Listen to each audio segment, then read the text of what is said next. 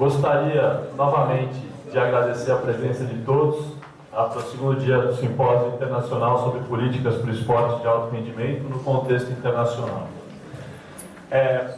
Todo mundo que está com a pastinha, dentro da pastinha, se vocês repararam, a gente tem umas filipetas, umas folhinhas de papel pequeno para perguntas, né? Então, como é que nós vamos trabalhar? Durante as palestras, tá? Se alguém tiver alguma pergunta para fazer, anota na folhinha, e aí só ergue a mão, que as meninas elas pegam para vocês, e aí no final, né, no final da palestra, a gente vai abrir para essas perguntas.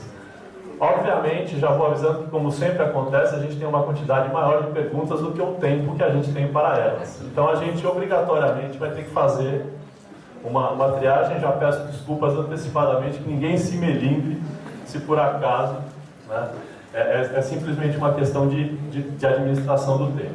Tá? Então, eu gostaria de convidar agora para falar para vocês o senhor Ricardo Leisler, secretário nacional de Esporte de Alto Rendimento do Ministério do Esporte, a quem antecipadamente a gente agradece a presença.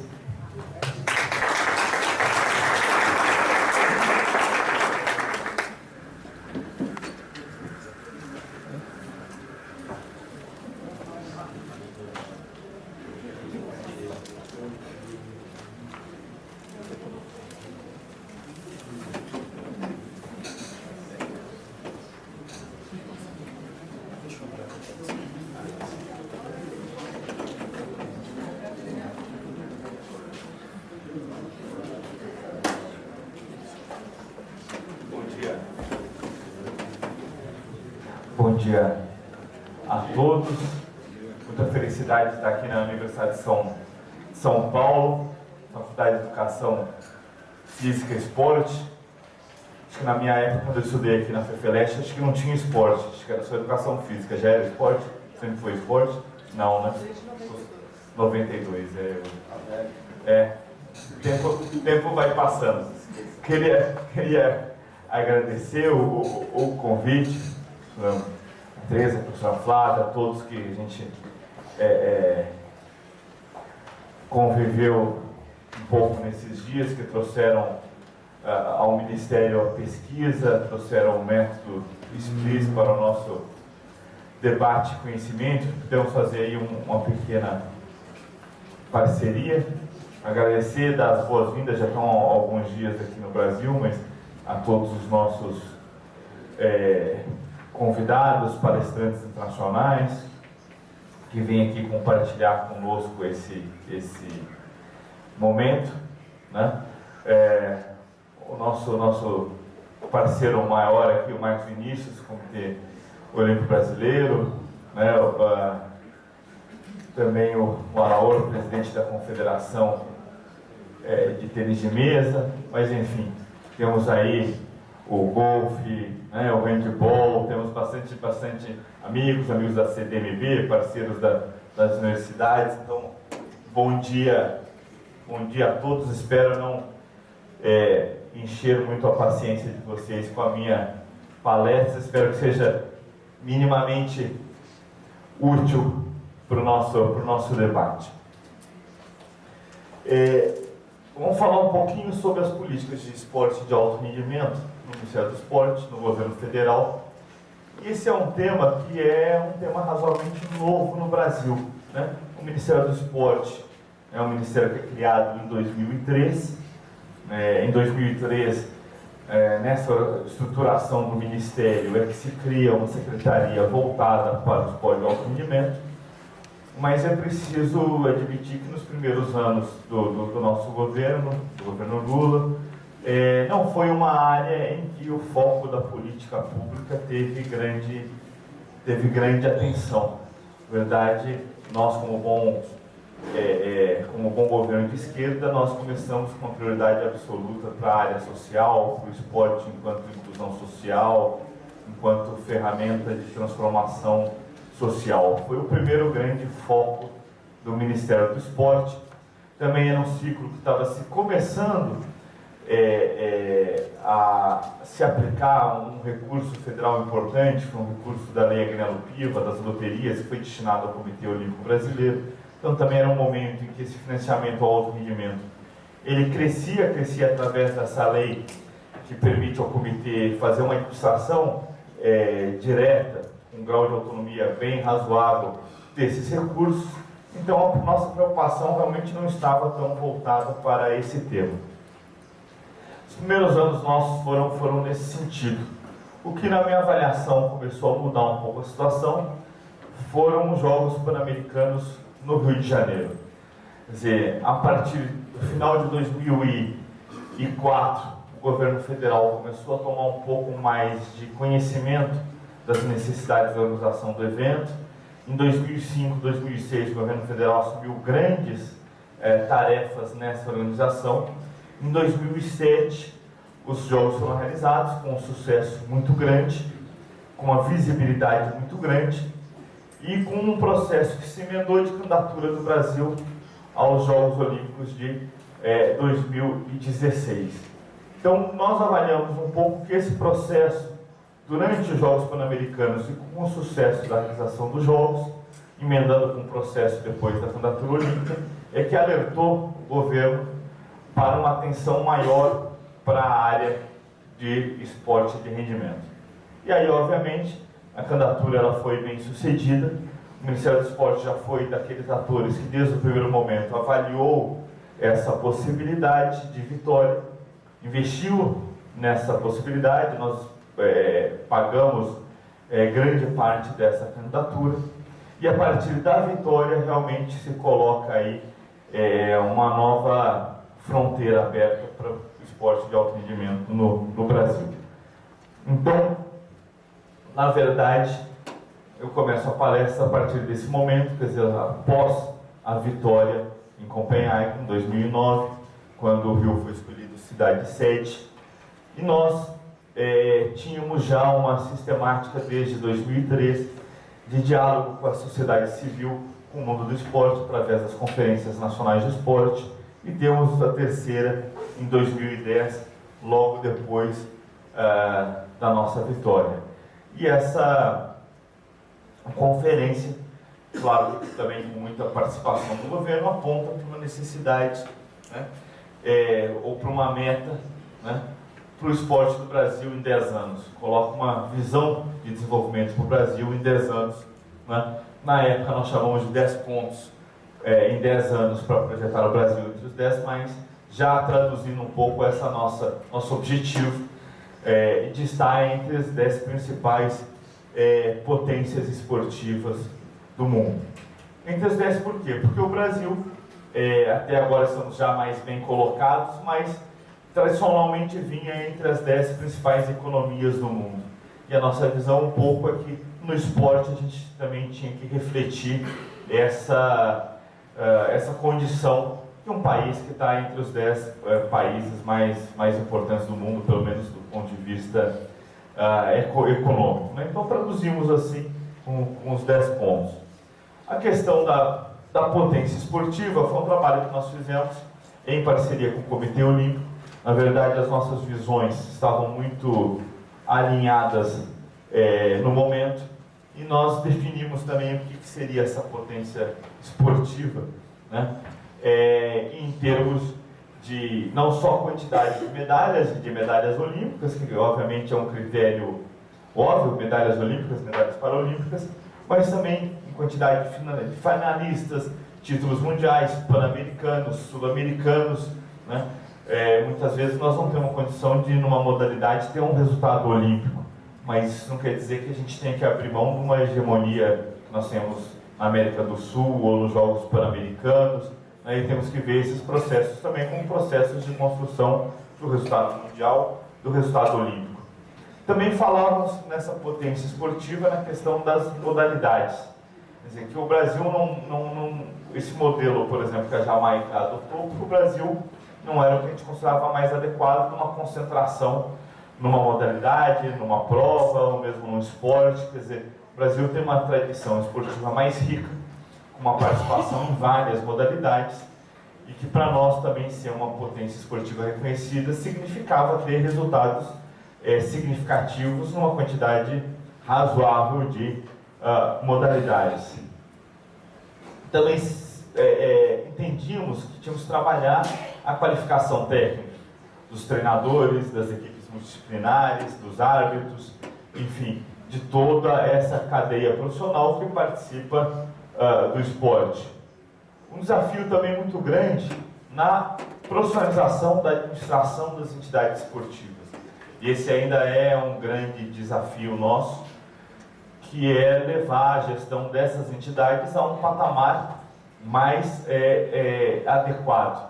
Isso não é um processo simples, porque é um processo mais de cunho histórico, né? Também de desenvolvimento de tecnologias de gestão, de compartilhamento de experiências, de dar condições a essas entidades esportivas para que possam se profissionalizar, ao mesmo tempo também que cobramos resultados e tentamos fazer uma alocação de recursos vinculada a esses desempenhos, né?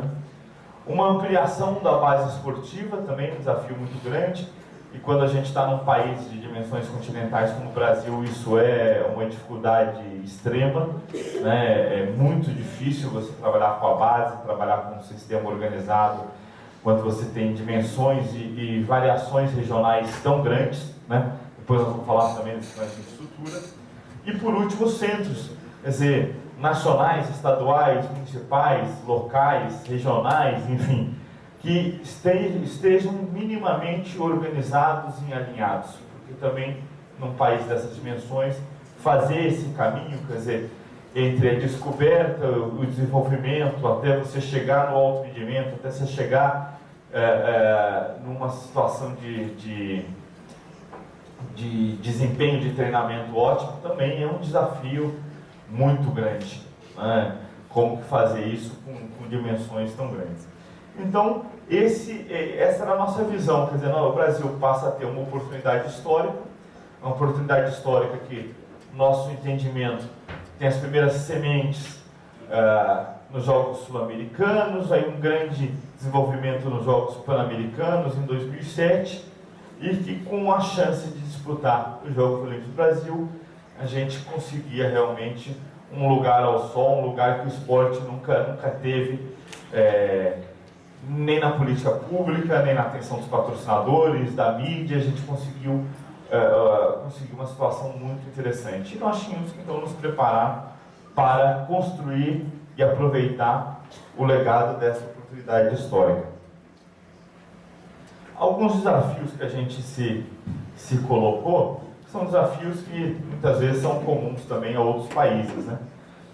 A primeira que nós verificamos foi o seguinte: há uma contradição muito grande no Brasil entre uma gestão do esporte que é absolutamente privada, somente desde a nossa Constituição de 88, desde a democratização do Brasil, e que tirou muito do papel estatal, que também era um papel muito intervencionista, e fomos para um outro extremo da gestão absolutamente privada e autônoma, mas com uma característica importante que, apesar dessa gestão ser privada, é que o financiamento cada vez mais se tornava um financiamento público, em alguns casos 100% público. E isso trazia uma contradição que nós precisamos entender e resolver, né? Não é uma questão de valorar se a gestão pública ou a gestão privada é mais ou menos adequada, mas de resolver essa contradição e de construir um sistema mais harmônico, né? Essa contradição, ela se manifesta de várias maneiras. Uma delas é, por exemplo, que na verdade até se soma a essa contradição, é a inexistência de articulação dos sistemas. Quer dizer, você não tem um sistema no esporte, principalmente esporte de alto rendimento, que articule União, Estados e municípios. O Brasil é um país que tem 3 níveis de governo, com atribuições geralmente estabelecidas e bem divididas entre os 3, mas na questão do esporte, que no caso do Brasil é uma política, enquanto política pública é um tema muito novo, não há essa divisão. Se nós formos olhar na saúde e na educação, os papéis de cada ente são muito bem definidos. E no esporte esse papel não tem nenhuma definição. Então não há esse sistema funcionando do lado público.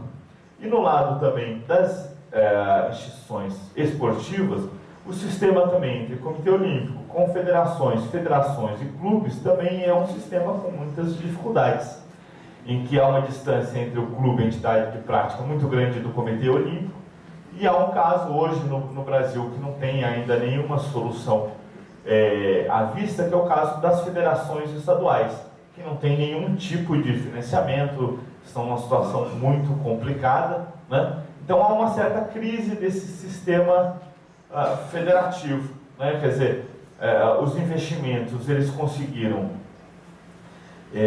elevar a condição do Comitê Olímpico e do Comitê Paralímpico para uma boa condição. Conseguimos levar a situação das confederações já para uma situação de bom desenvolvimento, mas e conseguimos também fazer um investimento nos clubes interessantes, a gente vai falar um pouquinho. Mas o meio, que são as federações estaduais, por exemplo, hoje não tem nenhuma articulação, nenhum desenvolvimento mais adequado, está um pouco à parte desse sistema ou à parte desse momento de desenvolvimento, profissionalização, de aumento dos investimentos que nós temos conseguido. E tudo isso cria um quadro para nós de programas que são dispersos ou desarticulados. Então, a gente tem muita briga, às vezes a imprensa questiona muito alguns papéis. Na verdade, nós não achamos que há grandes casos no esporte de má utilização de recursos, de não maximização desses recursos. O que nos parece é que muitas vezes você tem experiências isoladas. Elas, enquanto experiências isoladas, são experiências que têm uma lógica, têm um resultado, digamos, é possível você defender a lógica que está por detrás daquele investimento ou desenvolvendo aquele programa.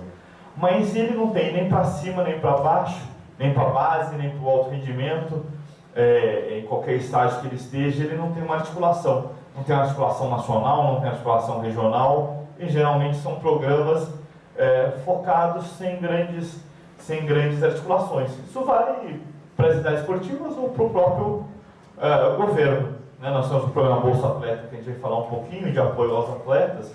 Durante muito tempo, no próprio Ministério, ele foi tratado à parte da gestão das modalidades. Ele foi tratado como um programa específico de governo. Olha, nós já apoiamos os atletas, mas nós não temos uma vinculação desse apoio com o que está acontecendo com a confederação da modalidade do esporte dele. Né? Então, esse exemplo da desarticulação vale para qualquer coisa. O caso mais grave em termos de política pública, eu considero que a desarticulação na parte dos investimentos de infraestrutura. Quer dizer, nós temos um investimento significativo todo ano, é um investimento que vem de um mecanismo que existe no Brasil de emendas, né? Quando o Congresso aprova a lei orçamentária, os deputados têm direito a fazer emendas individuais, emendas de cada deputado, destinando recursos para o que eles acham que é mais importante ser atendido pela política pública. E o esporte recebe muito desses recursos, 700, 800, 1 bilhão de reais, ou seja, algo entre 350 a 500 milhões de dólares por ano para a infraestrutura, e essa infraestrutura ela é investida na cidade sem nenhum tipo de lógica esportiva, para quadras, para ginásios, mas muitas vezes sem fazer parte de uma visão nacional de utilização, de desenvolvimento do esporte. Né? Então, esse é um exemplo. Obviamente que quando você está desarticulado, você não aproveita da melhor forma os recursos disponíveis. Né? Então, às vezes a gente tem recursos nas universidades, tem um laboratório moderno, bem feito, temos um investimento numa seleção, mas não conseguimos levar aquela seleção para aquele laboratório e fazer uma utilização adequada daquele equipamento. Então, realmente, a gente tem no Brasil hoje ainda um grau alto de subaproveitamento dos recursos que estão disponíveis. Sejam eles técnicos, sejam de estrutura, sejam científicos, enfim. Tem muita coisa bacana, mas muita coisa desarticulada, que poderia render muito mais com uma certa organização. A dificuldade para identificar e desenvolver atletas é óbvio, né, nesse cenário de desarticulação, num país, como a gente já falou, tão grande, com diferenças regionais tão gritantes, né? a dificuldade também de fazer a avaliação de resultados, porque é muito difícil você atribuir a um programa único a responsabilidade por formar um atleta, né? Muito difícil. Então também é difícil de avaliar resultados. Se não tem um processo inteiro integrado, como é que você avalia resultado? Porque quando está disperso, quando está desarticulado, cada um faz um papel, as pessoas querem se responsabilizar e serem avaliados por aquele papel específico. Olha, no caso do Comitê Olímpico Brasileiro, ele não pode responder pelo processo de formação de atletas na base, de descoberta lá embaixo. Ele está tratando do atleta já num alto rendimento, né? Quando já apareceu um potencial esportivo, já apareceu um resultado. Então, como eu não posso cobrar, por exemplo, o comitê por um desenvolvimento da base, né? Ao mesmo tempo, quando você chega nos municípios, também as ações são muito pontuais. Então, quando você não tem um sistema articulado, eu não consigo avaliar e nós não conseguimos fazer uma cobrança mais adequada de todos os atores sobre seus papéis, né? E, obviamente, inúmeros problemas de gestão e de governança que vão também aparecendo, pontuando em várias entidades esportivas. É óbvio que isso tem cada vez menos aparecido, a gente tem conseguido um grau de profissionalismo e de transparência crescente. Nós sempre, né, parênteses, pagamos um preço pelo mundo do futebol, que é um mundo que, enfim, a parte que tem sua lógica à parte, que muitas vezes contamina a avaliação geral do esporte, né? Mas ainda temos muitos problemas de gestão de governança. E aqui também falar, porque isso é importante enfrentar, quer dizer, hoje nós temos uma mídia, e alguns setores da mídia, que tem um esforço muito grande de atacar essa gestão, essa governança, às vezes sem toda a razão. Quer dizer, a gente discute muito o que é um plano de gestão, o que é um plano de governança e o que é um crime, né? Então, muitas vezes a mídia coloca em sinal de igual um problema que você tem administrativo na gestão de alguma coisa, como uma coisa que é ilegal, que é um mal feito, né? Como a nossa presidenta diz, ou uma coisa de uma irregularidade mais grave, né? É muito complicado esse momento que às vezes se vive de criminalização da gestão, né? A administração, a gestão é uma coisa que é sujeita a erros, os critérios têm que ser sempre dinâmicos e atualizados. Então a gente também discorda um pouco de uma certa tentativa que tem de setores da mídia de também identificar a gestão de algumas entidades esportivas como algo que é criminoso e tal, porque uma vez ou outra você teve um problema administrativo, uma falha de gestão. Isso é uma coisa que precisa ser também encarada e desenvolvida. No Ministério, como a gente lida com recurso público, a gente sempre tem muito cuidado com esse tipo de colocação, entendeu? O que é uma falha administrativa, o que é realmente um mau uso de um recurso público. Então, esses eram uns poucos nossos desafios, né? O que a gente tentou começar a organizar foi uma visão de como deveria funcionar um sistema nacional de alto rendimento e como essas entidades, esses sistemas deviam se articular, né? Então a gente hoje raciocina no governo com 3 níveis, um nível mais da população dessa política de alto rendimento.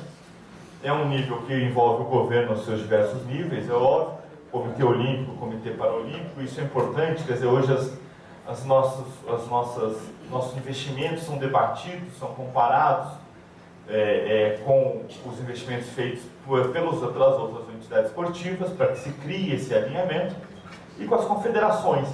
Nós também fizemos uma especialização um pouco maior, quer dizer, hoje a gente tenta ter uma política para cada esporte, para cada modalidade, né?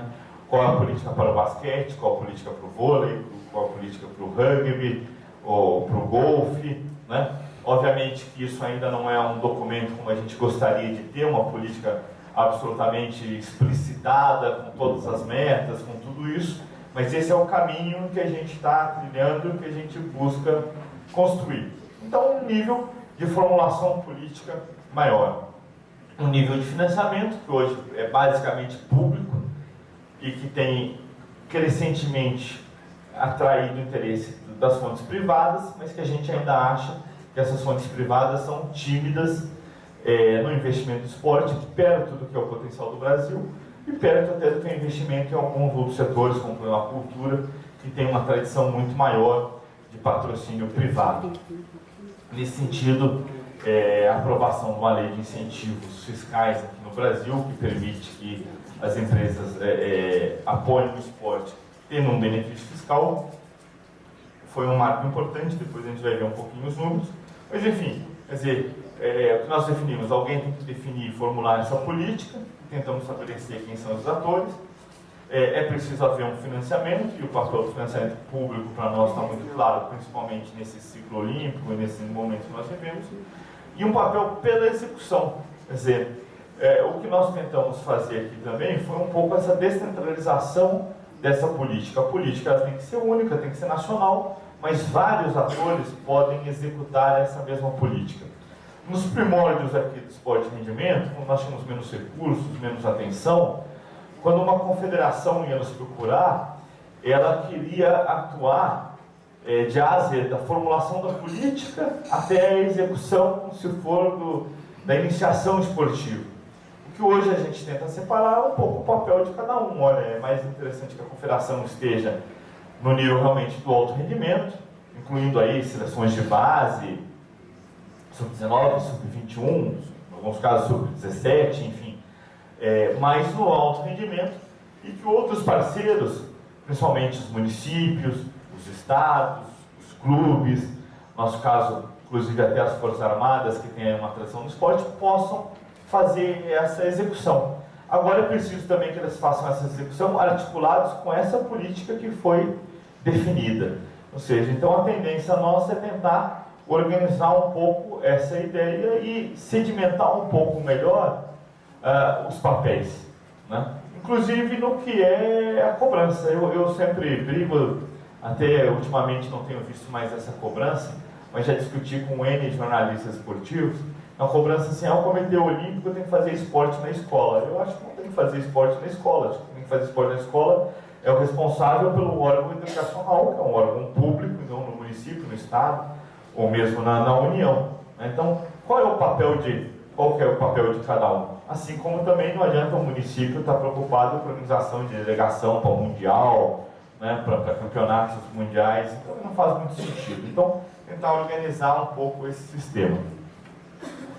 Tivemos que fazer algumas medidas estruturantes, né? A maior parte delas contidas nessa lei 12.395, de 2011, que criou um pouco das bases legais para que a gente pudesse fazer essa organização. Então, criando alguns programas no âmbito federal, alterando alguns programas nossos com alguns critérios que a gente achava importante, criando melhor condição para essa interação dos recursos federais com as entidades esportivas. Enfim, depois a gente vai falar um pouquinho mais dessas situações, mas no governo a gente só pode atuar naquilo que a gente tem uma autorização legal, né? Então tivemos que essa nossa visão teve que ser transformada em lei para nos autorizar a tomar aí algumas medidas e caminhar em certos sentidos. E a isso se somou também a criação da Autoridade Brasileira de Controle de Dopagem, estava vinculada aí a não só uma obrigação olímpica, mas também a adesão do Brasil à Convenção Internacional Antidoping, e que também abre aí um caminho muito grande. O Brasil está muito atrasado nessa questão do controle de dopagem, as confederações esportivas estão muito atrasadas. Aqui é uma área que a gente pode falar que geralmente é o contrário. O futebol tem uma situação melhor que os outros esportes em termos de controle de dopagem, nos campeonatos, tudo isso. Mas o Brasil tem ainda uma deficiência muito grande nessa estruturação da política de controle de dopagem. Nós estamos conseguindo este ano tornar operacional a ABCD. Conseguimos já fazer um investimento, um novo laboratório de controle de dopagem na Universidade Federal do Rio de Janeiro já está em construção. Então nós estamos aí também aproveitando esse momento para fazer aí essa construção. Bom, basicamente, a partir dessa visão, dessas mudanças, o que a gente começou a mudar no nosso dia a dia? Primeira coisa foi esquecer um pouco o conceito de esporte e de programas governamentais. Então a gente não fala mais esporte, né? A gente fala um esporte específico.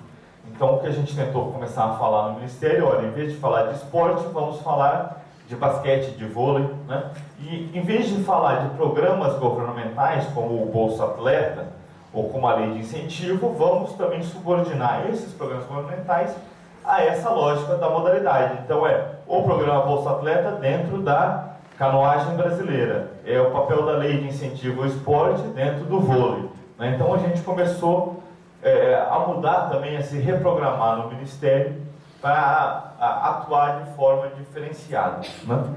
E a primeira coisa que a gente fez foi, então, para iniciar esse processo de reflexão sobre as modalidades, foi uma avaliação das modalidades. Nós criamos um sistema, a gente chamou de Sistema Nacional de Análise e Avaliação das Modalidades, em que a gente analisava as entidades esportivas, as confederações, praticamente todas fizeram conosco esse exercício, uma série de questões: governança política, governança corporativa, tecnologia de informação, a governança que a gente chamou de esportiva, o marketing, a comunicação, a sua infraestrutura, a participação deles nos programas governamentais, os seus resultados esportivos, né? A tradição que tinha modalidade, uma série de quesitos para a gente poder entender a avaliação e avaliar essa questão da gestão de cada modalidade com, enfim, uma análise SWOT típica, bem simples, né? Mas também em que a gente cobrava um pouco a confederação a fazer essa análise, essa avaliação, para que a gente pudesse também avaliar como a confederação via a sua gestão e poder comparar com a nossa avaliação. Então a gente também iniciou esse trabalho mais forte com as modalidades a partir desse diagnóstico. Foi importante que permitiu ao corpo técnico do Ministério também entrar em maior profundidade, se aproximar mais dessas confederações. O Ministério, geralmente era distante do atleta, distante da confederação, um pouco mais próximo do Comitê Olímpico, do Comitê Paralímpico, mesmo assim, mais próximo, vamos dizer, no nível político, mais distante no nível técnico, né, no nível realmente de decisão de investimentos, de acompanhamento de resultados. E esse nosso processo foi um processo que nos permitiu mergulhar melhor no conhecimento do esporte e começar a se aproximar e discutir com muito mais profundidade esses nossos investimentos, né? E quais são esses nossos investimentos? Como é que a gente atua, então, nessas modalidades? Nós temos algumas fontes ou formas de financiamento, né? A mais forte nossa é o que nós chamamos de Orçamento Geral da União. O Orçamento Geral da União é o recurso federal, é o orçamento do governo federal, em que a gente atua basicamente com convênios. Convênios são instrumentos de parceria entre entidades privadas e entes públicos. Eu acho que ainda é um instrumento hoje muito moderno, porque ele é uma cooperação público-privada, vinculada a objetivos, a planos de trabalho, a um grau de detalhamento do que se quer fazer muito razoável. Então, em termos de sistema de planejamento de metas, de objetivos, de recursos, ele é um sistema muito bem estruturado e muito bem detalhado. Dá um grande trabalho para nós e para as entidades esportivas fazer esses convênios, né? Mas é um sistema já bem desenvolvido, com um grau de informatização razoável. O Bolsa Atleta é um programa nosso de ajuda direta ao atleta, em que nós transferimos os recursos diretamente aos atletas. É um programa também absolutamente técnico, porque totalmente vinculado a resultados esportivos. Então, se o atleta tem um resultado esportivo X em competições pré-determinadas, ele passa a ter o direito, né? E aí ele recebe esse recurso diretamente do governo federal, sem nenhum tipo de intermediário, sem nenhum tipo de burocracia. Aqui, ao contrário dos convênios, a exigência só é de manutenção do treinamento, da sua atividade enquanto atleta, e, obviamente, de consecução para o próximo período de resultados que o habilitem. Mas é um sistema também muito simples, né? E dentro desse orçamento, alguns planos nossos, como o Plano Brasil Medalhas, que é o nosso plano mais voltado para 2016, mais de alto rendimento mesmo, que, na verdade, congrega vários desses tipos de ação, como convênio com Bolsa Atleta, né, como patrocínios estatais. Além disso, nós temos os recursos de loteria, das loterias federais, é um recurso que vai diretamente ao Comitê Olímpico e ao Comitê Paralímpico, né, e que nós, a partir de 2013, vamos, através desse contrato de desempenho que foi criado na Lei 12.395, estabelecer uma transparência maior nos critérios esportivos dessa aplicação. Aqui é uma questão mais da organização do sistema do que de qualquer outra coisa, mas de qualquer jeito são recursos em que os dois comitês conseguem se estruturar, conseguiram levar a sua atuação com um grau de profissionalismo que eu não tenho que falar que os dois comitês hoje são referências em termos de administração internacional, pelo que tem conseguido, e é esse suporte desse recurso que permitiu. Patrocínio das empresas estatais, que é algo que também está ligado um pouco aos primórdios do desenvolvimento do esporte de alto rendimento no Brasil, alguns cases de marketing esportivo também com reconhecimento internacional, como o do Banco do Brasil com o vôlei, né? Então, os patrocínios estatais é muito grande, e que se somou a isso essa lei de incentivo ao esporte. A lei que permite que tanto pessoas físicas quanto jurídicas, e obviamente hoje a gente tem um sucesso muito maior com a pessoa jurídica, porque há uma burocracia que ia ser enfrentada, que uma empresa consegue enfrentar melhor que uma pessoa física, mas que permite um investimento e o abatimento do imposto de renda desse investimento. E o que a gente chama aqui de investimentos em estrutura, estão majoritariamente ligados hoje ao Programa de Aceleração do Crescimento, que são também orçamento geral da União, mas que tem uma lógica própria de investimento, de seleção, muito mais ligados aí ao sistema público, aos municípios, aos estados, mas que também hoje vão significar um valor muito significativo, né? Falando um pouquinho então concretamente do que isso significa.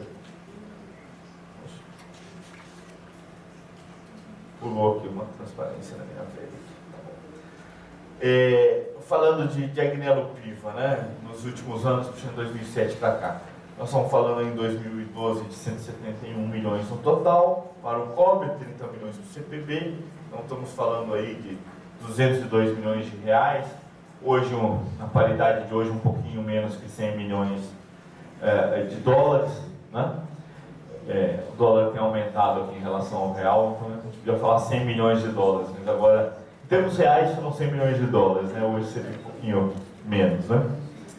A lei de incentivo do esporte também é um valor muito, muito grande. Nós conseguimos em 2012 aí também mais 100 milhões de dólares captados.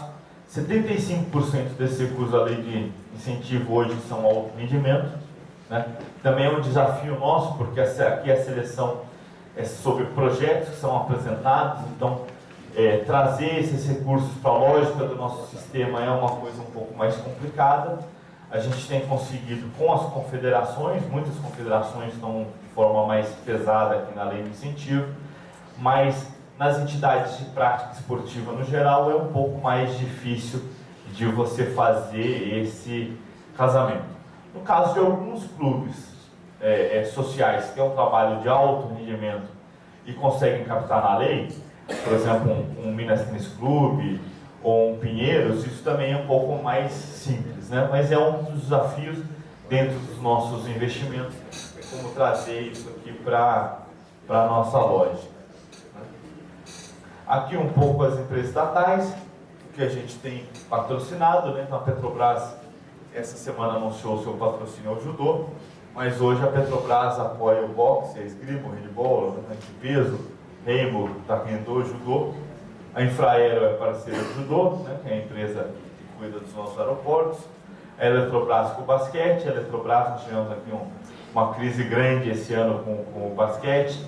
Houve uma mudança, né, que todos acompanharam aí no sistema elétrico brasileiro, houve uma redução muito grande das contas elétricas, isso se repercutiu também nas receitas das empresas do setor, e nós tivemos até que fazer aí uma redução no patrocínio da Eletrobras ao basquete. Foi um ano muito difícil para o basquete brasileiro no passado, por causa dessa redução. Nós estamos trabalhando agora para trazer mais um estatal para complementar esse recurso que a Eletrobras dava.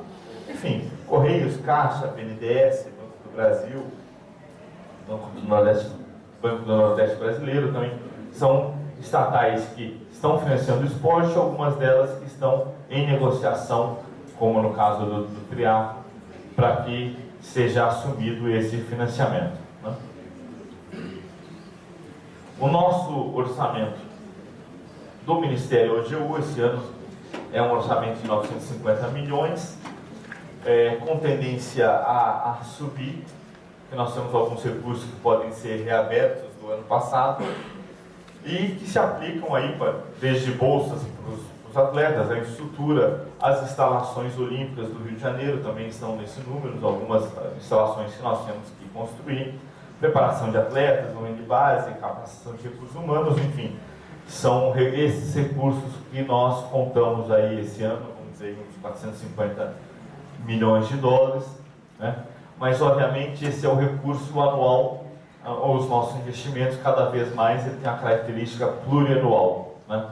Seja na infraestrutura, que geralmente nós temos cronogramas de 22, 23, até 30 meses de construção, seja no próprio relacionamento com as entidades esportivas. Hoje, pelo menos metade dos nossos convênios, eles têm 2 anos de duração para permitir aí uma certa continuidade, né? Na verdade, nossa intenção é que esses convênios um dia cheguem a um ciclo olímpico. A gente ainda não tem condição de fazer eles por mais tempo, porque como são ações novas, ações que ainda não foram 100% avaliadas, nós estamos fazendo num tempo menor, para que a gente possa ver efetividade e renovar. Então, tradicionalmente, a gente faz uma ação por 1 ano, avalia, se ela foi bem sucedida, a gente renova por mais 2. Se nesses 2 a gente tiver uma boa avaliação e uma consolidação de quais são as ações que tecnicamente devem ser desenvolvidas, a gente tenta fazer por 3 ou 4 anos. Como é um processo que se iniciou, esses investimentos começaram no final de 2010 e com a execução a partir de 2011, nós ainda temos muito pouco tempo de avaliação desses resultados. Então ainda estamos aí trabalhando talvez com uma média de 1 ano e meio de duração disso, né? As coisas mais recentes começando a passar de 2 anos, né? Nós trabalhamos no apoio às federações, às confederações, aos clubes, ao comitê, nesse recurso de OGU, com uma chamada pública, né? Então é feito um edital, são colocados critérios para a seleção de projetos, e aí esses projetos se transformam em convênios, em planos de trabalho, que passam aí a ser acompanhados e financiados por nós, né? Aqui colocamos aqui alguns exemplos da nossa nova geração aí, que vai dar o que falar de 2016 para frente, né? 2020, 2024, no badminton, no tiro, no tênis de mesa, enfim, no pentatlo, a nossa nova geração. E alguns casos que a gente acha interessante também, desenvolvimento social, né? Como, por exemplo, o nosso trabalho do badminton lá na Chacrinha, que é uma comunidade bem carente no Rio. No pentatlo, o William nasce lá do centro de pentatlo em Deodoro, né? Que é um legado do Pan-Americano, né? Uma comunidade no Rio de Janeiro bem pobre, bem carente, né? As nossas análises mostram que no Rio de Janeiro, a região de Deodoro é a região mais jovem, mais pobre, mais negra do Rio de Janeiro, né? E é onde a gente tem concentrado aí também, em termos de Jogos Olímpicos, um pouco a nossa atuação, e de onde já tem aparecido, tem base de pentatlo, tem algumas coisas interessantes. O William está aqui porque ele estava liderando ano passado o ranking mundial sub-18 no pentatlo, que é uma modalidade que a gente tem muito pouca tradição e que a gente espera aí, a partir da medalha da Iane, poder criar aí uma tradição, né? Uma história para o nosso pentatlo. Aqui um pouco da lista dos investimentos, né, que a gente fez nessa chamada de 2012, foram 182 milhões de reais, e aqui a gente tem de tudo, né? De equipamento esportivo para clube, para liga, as seleções de base e a trabalho de desenvolvimento, ao apoio a algumas seleções algumas seleções de ponta, seleções olímpicas, seleções paralímpicas, né? Então, por exemplo, para dar um exemplo, no basquete, nós temos aqui desde a compra de piso, tabela, placar, para toda a Liga Nacional do Basquete, para dar uma condição de competição para todos os atletas, uma condição já ótima de infraestrutura, até você fazer, por exemplo, as seleções. Então, no basquete, nós apoiamos hoje 5 seleções. A principal feminina, a sub-19 feminina, a principal masculina, a sub-19 masculina e uma seleção de novos, uma seleção meio 24, 25 anos, que o Manhano, que é o técnico da seleção principal, resolveu criar para poder dar mais experiência internacional aos atletas nossos de uma idade aí intermediária, do pessoal que está mais no Brasil, que não está na Europa, não está na NBA. Enfim, nós temos aqui de A a Z tudo que a gente pode imaginar, todas as dimensões que o estudo, que o Splis, por exemplo, menciona, tem algum tipo de ação para algum tipo de entidade esportiva. Aqui depois a gente pode até pedir ou para o tênis de mesa ou para o golfe, podem falar até depois um pouquinho do que são esses investimentos, né? Mas nós temos técnicos, temos apoio atleta, participação em competições, treinamentos no exterior, testes científicos, de A a Z a gente cobre aqui. Agora, numa visão da necessidade da confederação. Quer dizer, o importante disso é que há uma leitura da confederação, há um debate com o comitê ou com o comitê paralímpico, da importância daquelas ações. É claro que isso mais para as confederações, para os clubes é uma avaliação um pouco mais nossa, né? E essa tentativa, então, de alinhamento. O que foi interessante nisso aqui é que a gente está conseguindo fazer um tipo de benchmarking, quer dizer, a gente está conseguindo contar para as diversas entidades esportivas que captam recursos conosco, que têm nosso apoio, o que o colega ao lado está fazendo de bom. Então isso é interessante porque, pelo menos entre as confederações brasileiras, o trabalho que está sendo desenvolvido é cada vez mais similar, porque se consegue compartilhar essas boas experiências entre as diversas confederações e isso faz um sistema aí de retroalimentação. Isso é interessante, por exemplo, como num exemplo entre o basquete e o vôlei. O basquete sempre foi um esporte de muita tradição no Brasil. O Brasil foi bicampeão mundial, masculino, foi campeão feminino. E num dado momento, essa nossa tradição do basquete ela começa a decair e o vôlei emerge com um destaque, uma potência e resultados muito superiores.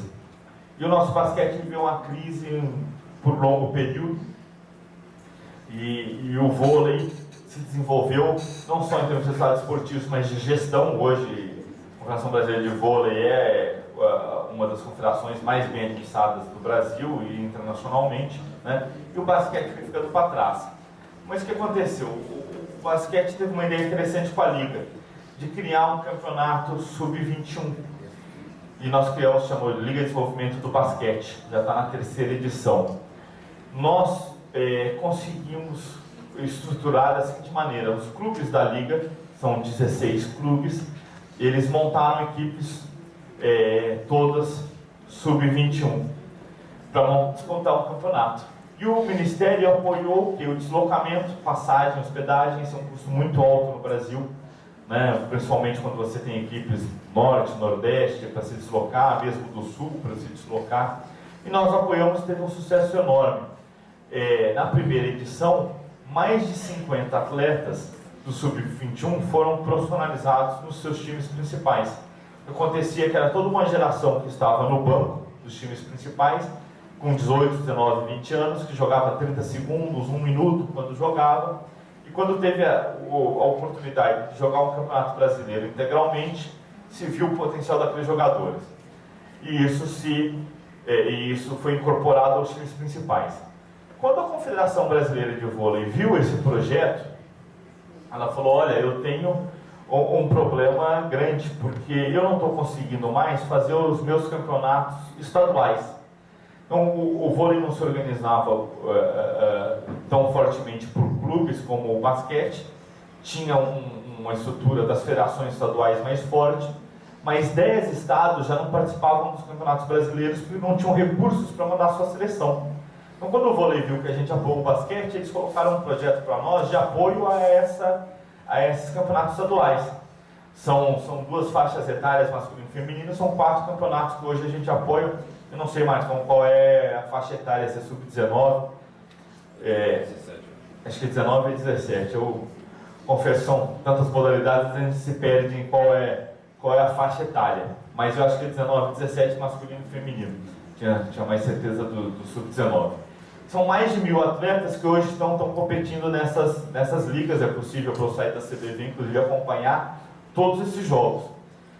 Quando o basquete viu que a gente tinha feito com as seleções estaduais, o basquete falou, pô, mas eu também precisava, então, fazer com as minhas federações estaduais, não só com os clubes, porque a gente tem essa deficiência. E agora o basquete está estruturando, então, um trabalho para esse tipo de campeonato de base. Então, esse é um exemplo simples de mas como esses apoios nossos, que têm sido bem sucedidos, bem avaliados, conseguem replicar. O handball também está colocando esse ano o projeto da Liga de Handball, né? Masculina e feminina. Então a gente tem conseguido, através desses apoios, por todos esses atores, com o apoio do Comitê Olímpico, do Comitê Paralímpico, fazer esse tipo de troca de experiências bem-sucedidas, né? Então isso tem sido bem interessante, né? O que tem esses convênios, né, que eu acho que dialoga muito com os nossos estudos, né? Primeiro, nós temos falado em centros de treinamento, isso é óbvio, quer dizer, e nossa condição de estrutura ainda é uma condição não ideal, e o Brasil é sempre um país de muitos contrastes, então nós temos desde o Saquarema com o vôlei, uma coisa de alto rendimento, de referência internacional, a um trabalho que foi feito no legado do PAN pelo Comitê Olímpico, né? Basicamente no Maria Lenk, enquanto equipamento físico, né, Marcão, mas com equipamentos, com ciência do esporte, também de referência. Mas temos situações de, por exemplo, ser muito difícil em algumas capitais brasileiras achar um ginásio com alguma capacidade que tenha uma quadra de 40 por 20 que você possa fazer uma partida oficial de handball, né? Então nós temos aí de A a Z situações muito distintas, né? Então temos trabalhado fortemente nisso. Contratação de equipe técnica multidisciplinar, né? Então psicólogos do esporte, nutricionista, fisioterapeuta, enfim, tudo que é necessário.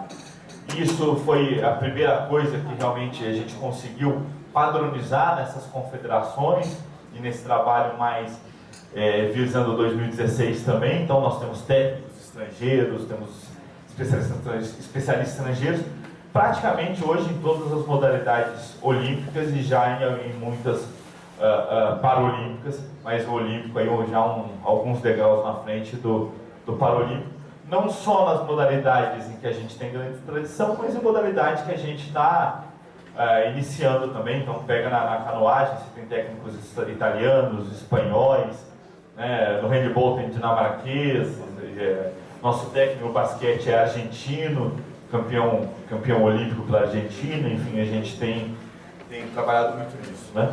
Os equipamentos e materiais esportivos, cada vez menos isso é uma restrição, isso é uma dificuldade. Hoje a gente tem feito um investimento muito forte, muito sério nessas compras de materiais e de equipamentos, não só mais para seleções, mas também para as competições brasileiras, para a iniciação, né? Temos reforçado demais essa participação em competições no Brasil e no exterior. Isso tem vários estudos em várias modalidades. O Brasil ele participa muito tarde dessas competições, quer dizer, as nossas categorias de base elas viajam muito pouco para o exterior. Isso leva que às vezes com 23, 24 anos, às vezes já na seleção principal, que o nosso atleta tem experiência de viajar ao exterior pela primeira vez. Então isso uma das grandes deficiências nossas, né? E o Brasil está muito longe de tudo e nós não temos, a América do Sul não tem grandes referências esportivas no mundo olímpico. Nós temos poucas, então os nossos vizinhos não são tão fortes também.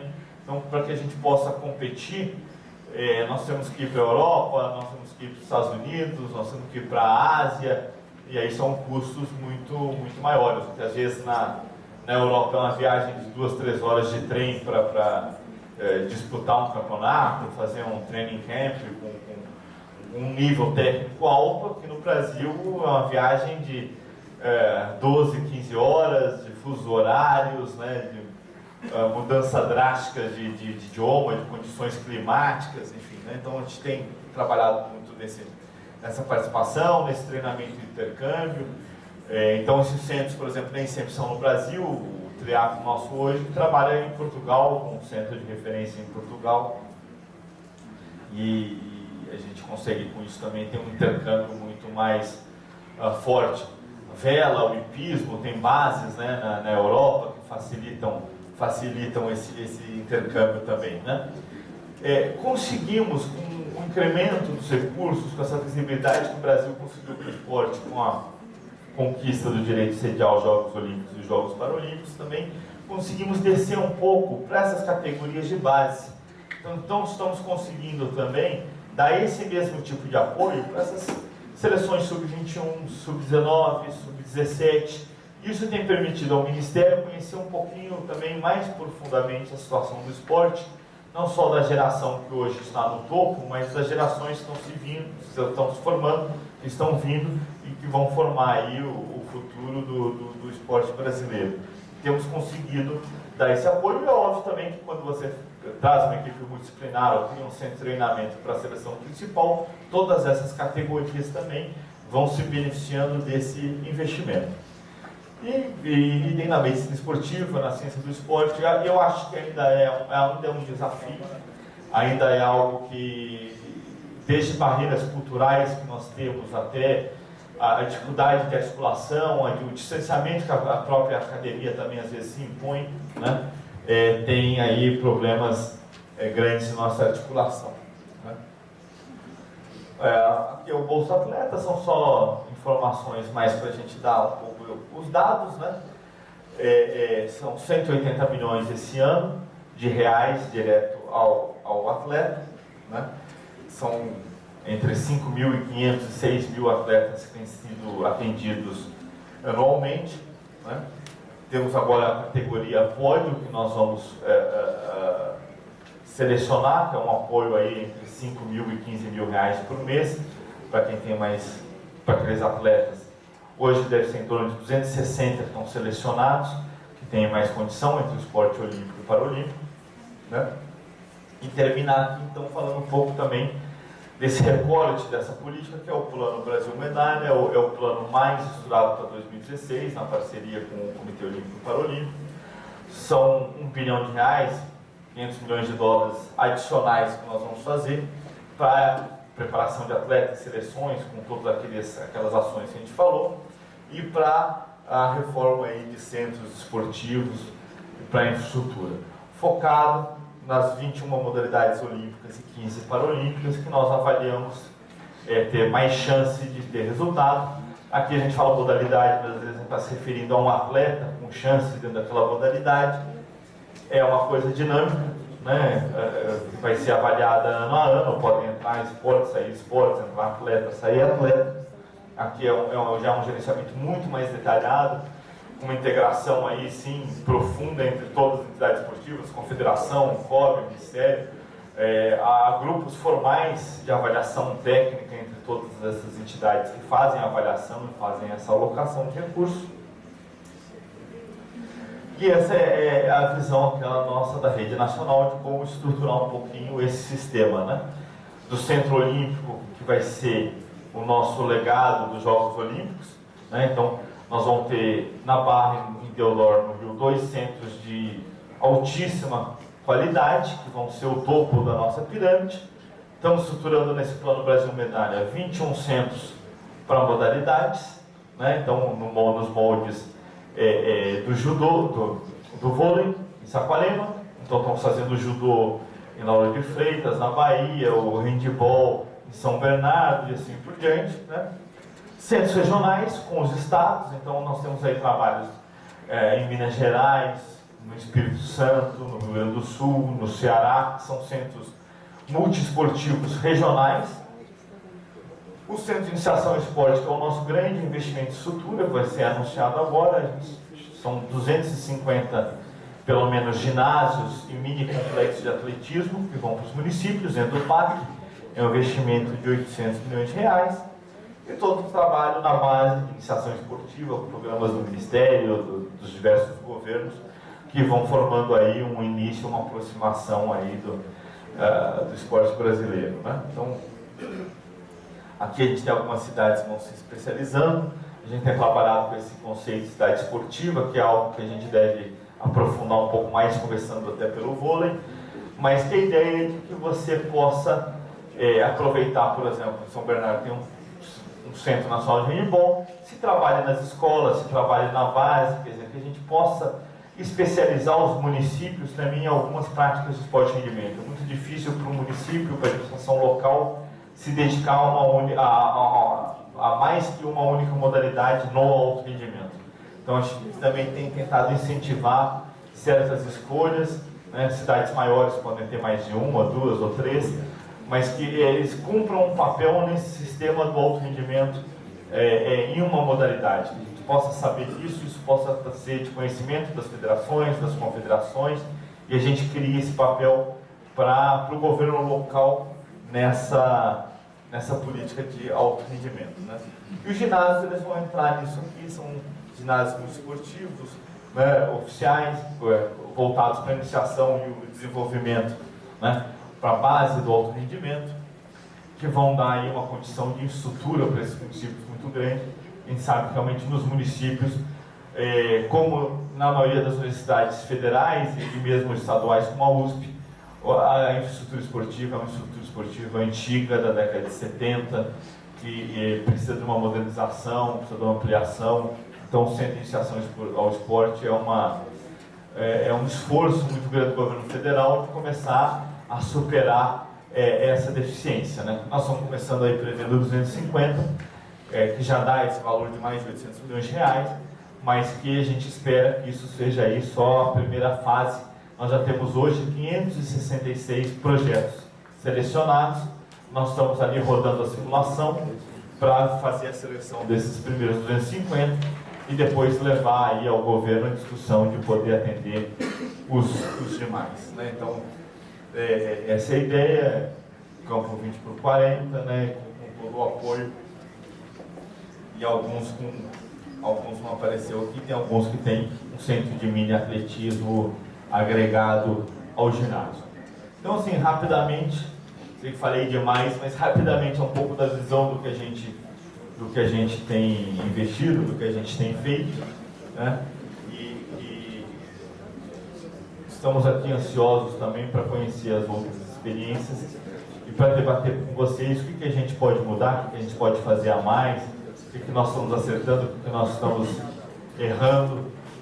O nosso governo, pelo menos, tem essa característica de abertura, de transparência, de democracia, né? E a gente anseia muito para fazer esse debate com vocês do que a gente pode alterar, pensar, estruturar de novo para que a gente possa aí aproveitar ao máximo essa oportunidade que a gente tem com a realização dos Jogos Olímpicos e Paralímpicos no Rio de Janeiro. Tá bom? Então, estou aqui à disposição de vocês. Meu e-mail, qualquer coisa que quiserem entrar em contato. Eu prometo que um dia eu respondo. Eu posso demorar um pouquinho, mas eu juro que um dia eu vou conseguir ler. É o Alaor que me cobra, né? Fala, eu te mandei, você não respondeu. Eu falo, não, mas no máximo em 10 dias eu consigo ler e responder todo mundo. Tá bom, gente? Obrigado.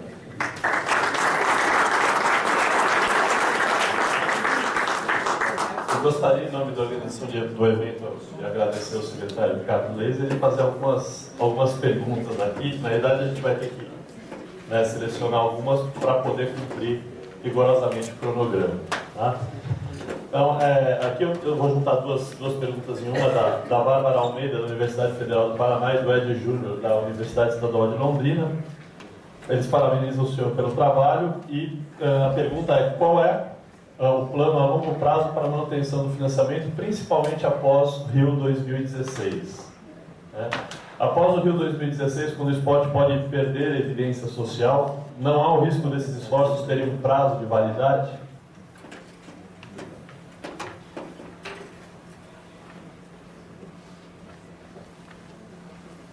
Essa é a questão que foi muito debatida em Londres, né, no final dos Jogos Olímpicos e agora. Né? Obviamente, ele é um risco. Nós, no nosso cronograma, está previsto para final de 2014, a gente sentar para debater exatamente esses cenários. Nós estamos hoje mais preocupados em colocar de pé esses investimentos que estão chegando, que representam também uma pressão sobre a gestão, a administração do Ministério do Esporte muito grande. Né? Obviamente, esse risco ele existe, obviamente ele tem relação com qual vai ser o resultado de 2016, mais sucesso, menos sucesso. Né? O que nós imaginamos como um dos cenários prováveis é que, obviamente, se a gente conseguir um grande desenvolvimento em 2016, cria uma condição mais favorável à continuidade desse financiamento. Obviamente, se a gente não tiver bom resultado esportivo em 2016, a pressão em termos de corte vai ser maior. Mas uma opinião minha neste momento aqui, eu acho que como os investimentos em infraestrutura eles são muito grandes, né, eu acho que o simples fato de não ser necessário mais, ao final de 2016, fazer todas essas construções, fazer todos esses investimentos, vai significar naturalmente uma redução significativa do nosso orçamento, que pode gerar uma condição de preservação desses investimentos, vamos dizer, na atividade técnica, nos treinamentos, enfim, tirando a infraestrutura, isso que a gente classifica lá mais como custeio. Né? Então eu acho que a própria estrutura do investimento hoje pode nos beneficiar, porque tirando a necessidade de investimentos olímpicos, tirando essa estruturação dos centros nacionais que a gente está fazendo, que até 2016 não está ok, a gente fica numa situação que se cortar a metade nós ainda estamos muito bem, porque a gente não vai ter que fazer mais esse investimento em infraestrutura. Mas isso é uma avaliação ainda de momento, né? É um palpite. A gente vai tentar estruturar cenários para poder lidar com essa oportunidade ao final de 14. E a ideia é que de 15 em diante, os nossos convênios todos já prevejam de alguma maneira, né, um plano B para ser implementado no caso de uma redução mais drástica desses recursos. Rodrigo Rojas, do Esporte Clube Pinheiros, pergunta: que tipo de instrumento de fiscalização o Ministério do Esporte tem para o Bolsa Atleta? E como o Ministério fiscaliza se o atleta contemplado continua em atividade? O Bolsa, a gente tem tido cada vez menos problemas, fruto principalmente de uma simplificação dos critérios. Né? Basicamente, como funciona o Bolsa? As confederações, elas indicam para nós quais são as competições e quais são os resultados. Né? E em função disso, os atletas se inscrevem diretamente. E aí há um confronto entre a inscrição do atleta, solicitando a bolsa, e aquele resultado informado pela confederação. Né? Então, obviamente, como essas competições são campeonatos brasileiros, são campeonatos sul-americanos, pan-americanos, olímpicos, mundiais, essa presença, esse resultado desse atleta é uma coisa de razoável simplicidade de aferição. E o nosso controle é basicamente em cima das federações, né? E há um certo até autocontrole, quer dizer, é muito comum, às vezes até um questionamento, às vezes a confederação indica uma competição. Nós tivemos um caso de polêmica há uns 2 anos no badminton, né? Foi indicada uma competição para o Bolsa Atleta, e alguns atletas questionaram por que essa ou não por aquela. Então há um certo autocontrole também desses atletas sobre essa situação, mas tudo isso precisa de declarações do atleta, declarações das confederações, e as listas são públicas, né? Então é muito fácil ver quem está lá, se está competindo ou não está competindo. A nossa impressão é que o Bolsa Atleta é um programa cada vez menos sujeito a problemas, né, dessa ordem, se está competindo, se não está competindo. E essa proximidade nossa também hoje com as modalidades, com as confederações também ajuda. Tem algumas confederações que são exemplares, por exemplo, a canoagem faz um trabalho com o bolso muito grande. A canoagem sabe cada um dos atletas, quem está, quem não está, quem está fazendo, então você consegue ter um controle muito efetivo disso, né? Mas a nossa impressão é de que o Bolsa Atleta ele tem hoje um sistema muito simples de controle de conferência e a gente tem muitas poucas denúncias, muitos poucos casos de problemas no Bolsa Atleta dentro do percentual de quase 6 mil atletas que a gente apoia. Roberto Huck pergunta, qual a política da Secretaria de Alto Rendimento em relação aos esportes não olímpicos de alto rendimento?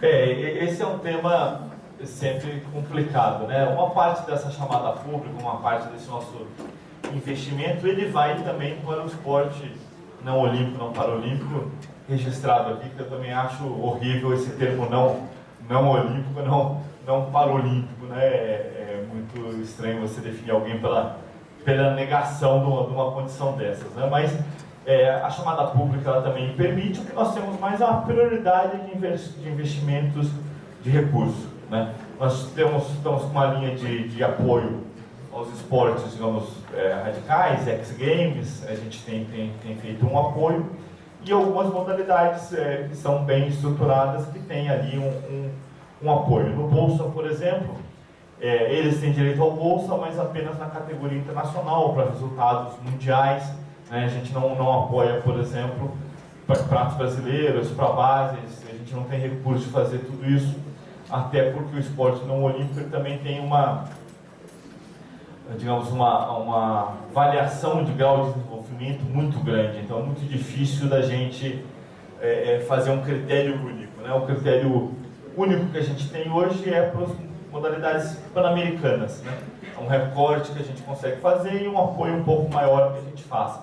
Mas é muito difícil ter uma regra no governo muito genérica para esses esportes, porque você tem realmente, por exemplo, um futsal que tem liga, que está bem desenvolvido, tem uma prática enorme, até esportes mentais, variações de luta, né? O mundo das lutas é muito dividido, então é muito difícil da gente ter uma coisa um pouco mais abrangente e consistente pela própria diversidade dessas modalidades. A Ana pergunta, na perspectiva do Ministério, qual a importância e quais as ações para a formação e capacitação dos treinadores dos técnicos brasileiros? Esse é um dos temas que a gente ainda tem um trabalho longo a fazer. Tem algumas ações em andamento, né? Ainda um pouco mais isoladas, né? Tanto da nossa parte, da parte do Comitê Olímpico, que tem lá o Instituto Olímpico. Nós estamos preparando agora com o vôlei um processo mais sistemático de formação de toda a cadeia profissional do vôlei, né? Essas necessidades elas têm aparecido mais por essas modalidades que têm os campeonatos mais estruturados e tem uma demanda maior, porque tem times, tem jogos, tem competições. E hoje há muita dificuldade de você ter desde o pessoal que fica na mesa, oficial técnico, delegado de federação, até os próprios técnicos das equipes, né? Então, nós estamos preparando com o vôlei uma ideia modelo, pegando não só os técnicos, mas toda essa cadeia, mas é algo que a gente ainda precisa trabalhar melhor. Tem ações que a gente apoia com o basquete, com o handball, com o paralímpico, tem seminários técnicos, tem formação, mas é algo que a gente ainda tem aí um caminho bem longo a percorrer. A gente tem outras perguntas aqui, secretário, mas eu peço sinceras desculpas às pessoas que encaminharam, mas a gente tem aí um cronograma que já está um pouquinho atrasado e ele é extenso, né? Então, peço desculpas às pessoas que encaminharam, mas infelizmente a gente vai ter que limitar. Eu vou ficar no seminário hoje, vou estar assistindo. A gente tem o coffee break também. No coffee break, se quiser, nós vou botar aí. Fique à vontade para. A gente agradece, falar, tá bom? Então, Queria novamente, em nome da organização do evento, agradecer a presença do secretário Ricardo Leiser e pedir ao Rodrigo Rangel, da organização, para entregar uma lembrança em nome da organização do evento. Obrigado, secretário.